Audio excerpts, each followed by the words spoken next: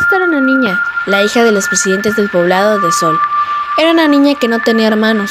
Sus padres, a ser los presidentes, salían muy seguido a los eventos del pueblo. La niña se sentía muy sola. Ella se lo hizo saber a sus padres, quienes la comprendieron muy bien, y decidieron comprarle un perro. El perro y la niña se hicieron muy buenos amigos. Él la cuidaba todo el tiempo, de cualquier peligro. La niña lo quería tanto que hasta lo dejaba dormir en su cuarto con ella.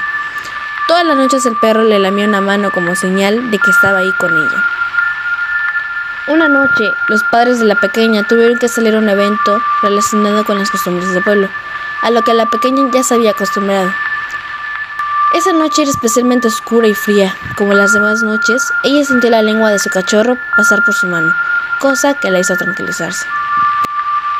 Al despertarse, aterrada vio a su lado el cuerpo de su perro sin vida, cubierto de sangre, y en su espejo había un escrito con la misma sangre que decía: "No solo los perros lamen". Actualmente aquella niña vive en un manicomio, con su rostro pálido, recordando todas las noches que aquella en la que su fiel amigo murió.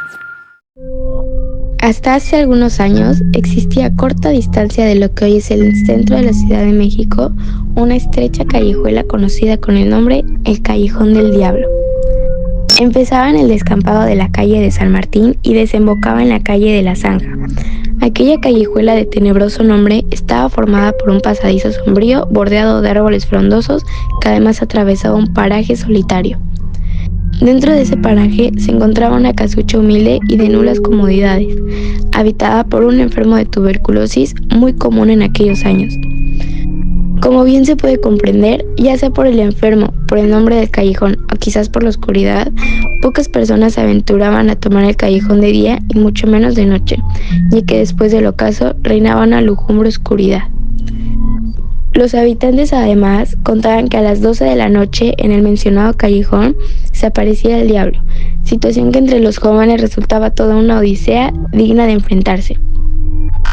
En cierta ocasión, un hombre bravio y haciendo gala de su valentía, ignoró todos los avisos que del callejón se decían, y tras una amena reunión con sus amigos, los retó a atravesar por el pasaje. Solo se internó dentro del callejón y hallándose casi a la mitad del camino, miró una figura que se apoyaba en el tronco de uno de los árboles.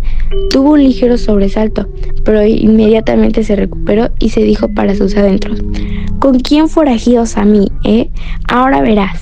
Y empuñando las manos se dirigió resueltamente hacia el sujeto. Ya se encontraba a unos metros del individuo, cuando de pronto se iluminó la escena y surgió ante sus ojos un ser horrendo que reía malignamente. De esa historia que en los tiempos en que el comandante militar de la plaza era Francisco de Paula Toro, mandó a construir un puente por donde su mujer, Mercedes López de Santa Ana, solía pasear. Situado este puente sobre el canal de desagüe del suburbio de Santa Ana. Un día en que doña Mercedes pasó a inspeccionar la obra de su marido, le dijeron que en los remates del puente iban a poner unos bebederos, a lo que ella no le pareció y dijo a su esposo que mejor pusieran las esculturas de sus perros Aníbal y Alejandro, ya que esos perros se los había regalado su hermano Antonio. De esa forma y por partida doble, los perros quedaron inmortalizados en piedra, siendo inaugurado con el nombre de Puente de la Merced. Durante la época colonial en México vivía un hombre muy rico, dueño de muchas tierras en la región de Campeche, junto con su hermosa hija, a la cual cuidaba demasiado porque con su gran belleza enamoraba a cualquiera que la miraba pasar. El padre tenía un rencor profundo hacia los piratas, los mismos que alguna vez le habían arrebatado a su esposa cuando ambos viajaban en barco. Un día, la hija le confesó a su padre que estaba enamorada de un hombre el cual decía ser parte de una familia rica en Cuba.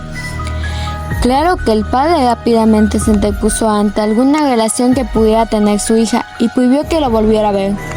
Sin embargo, un día el padre encontró a aquel hombre en la recámara de su hija junto a ella. El padre, enfurecido, sacó su espada y atacó al hombre, quien rápidamente respondió, desvainando su espada y defendiéndose del padre. Después de una larga batalla, el padre de la joven cayó, pero sin antes descubrir que aquel hombre no era parte de una familia rica, sino que era un pirata conocido como Barbilla. Al ver la muerte de su padre, la joven levantó la espada de su padre y atravesó al pirata con ella. Después de eso, la joven decidió donar su fortuna y convertirse en monja. Una pareja de jóvenes esposos llegó a Campeche. El señor, un rico burgués, era ateo, mientras que su joven esposa era devota católica. Al pasar los años, lograron concebir 3 hijas. La menor de ellas, Ofelia, no había sido bautizada por capricho de su padre. La familia tenía un perro llamado Labrador, mascota preferida de Ofelia, a quien el can tenía un gran cariño. Una noche, sin embargo, los esposos escucharon los gruñidos y ladridos del Labrador. Asomaron por la ventana y solo observaron al perro que ladraba hacia la parte oscura del patio. Horas después, la pareja volvió a despertarse debido a los terribles y poderosos ladridos del can. Al asomar por la ventana, pudieron observar un bulto que escapaba hacia el patio y que luego se perdió en la oscuridad. Sin duda es un gato, pensaron y se volvieron a acostar. Pero por tercera vez, escucharon que el perro ladraba aún con más fuerza. Su sorpresa fue que los gruñidos del labrador se escuchaban muy cerca, tan cerca que supusieron que su mascota había entrado a la casa.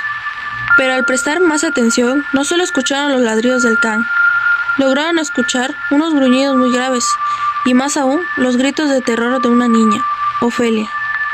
El pensamiento de los padres fue de inmediato suponer que el labrador se había vuelto loco y estaba atacando a su hija. Enseguida, llamaron a los sirvientes para intentar detener al posible agresor. Pero al entrar a la habitación, descubrieron una escena por demás aterradora. Un terrible monstruo tenía tomado a Ofelia, mientras que el labrador mordía y rasguñaba las patas del ente. Este pateaba al pobre animal en sus costillas y lo golpeaba brutalmente contra la pared. Los padres y los sirvientes quedaron despavoridos ante el dramático cuadro. La madre de Ofelia solo alcanzó a gritar: «Dios mío, apiádate de nosotros». Entonces ocurrió el milagro, pues ante la admiración de todos, el demonio agazapó su rostro, soltó a Ofelia y saltó por la ventana, desapareciendo con la luz del sol. La pequeña Ofelia estaba a salvo. Ese mismo día, su padre pidió bendecir la casa, bautizar a su hija y a él mismo, así como todos sus sirvientes que no recibían el sacramento. El valiente labrador murió poco después. Sobre su piel se observaban mortales quemaduras y golpes. En su honor, la familia ordenó construir 3 estatuas, una con el rostro del perro. Esta fue enviada a la ciudad de Mérida. La segunda muestra al can de pie. Esta fue enviada a la Ciudad de México. Y la tercera es la que adorna el tejado de la casa que aún subsiste hasta el día de hoy.